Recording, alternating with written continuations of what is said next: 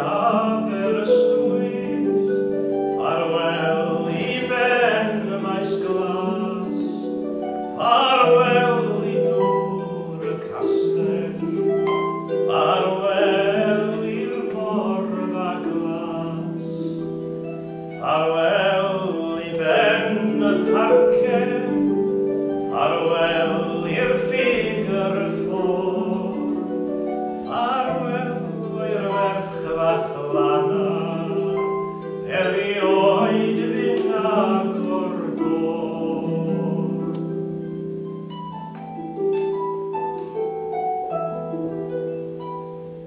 Farwel fo I Lanfystyd, lle bym I lawer gwaith, yn y carryn o'r ffansi, ond ofer fi y gwaith.